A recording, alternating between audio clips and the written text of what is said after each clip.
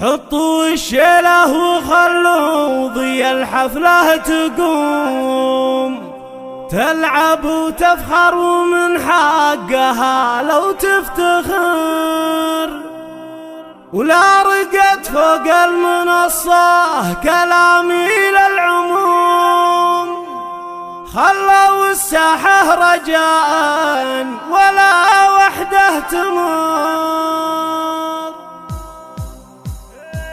حطوا الشيله وخلوا ضي الحفلة تقوم، تلعب وتفخر ومن حقها لو لتنفيذ أرقى الزفات والشيلات لكل المناسبات. رحبت بضيوفها وكل غالي جالها، يالله انك تجعل ايامها كله سرور، يالله انه ما تشوف الكدر بعيالها. لطلب او الاستفسار يرجى الاتصال على جوال فقط وحصريا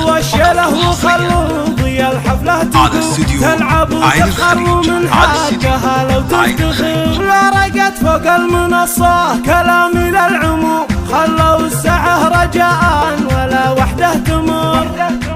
يا هلا يا بنت الامجاد راعينا السلوك، من عرف فعلك وطيبك عرف معنى الظفر، بالحلا والطيب مثل القمر بين النجوم، ينبهر في وصفك الشعر وتضيع العلوم، يدري انه ما وفى بالمديح. لتنفيذ أرقى الزفات والشيلات لكل المناسبات. منهج علوم المراجل وطيب خصالها، كان جينا للمواقف ودقة الصدور، كلمته يشهد لها الفعل لا من قالها، ما تواندون ربعه كانها النار الشبوب، حر من مكر حرار وروسها تقلع سطار. لطلب او الاستفسار يرجى الاتصال على جوال ما يحده من لزومه لا كلام ولا خطر، كم دخيل عاش بحماته مكرم ومحبوب، لين حل المشكلة مع خصيمه واستقام، عزوة تحمي مواقفها على طول الدهر، والعروس الليلة يجمع لها بخير وسرور. على استوديو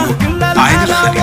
على استوديو عين الخليج. واخر الابيات باول معانيها مختوم، في مديح اللي بها طاب مضمون الشعر. لتنفيذ أرقى الزفات والشيلات لكل المناسبات.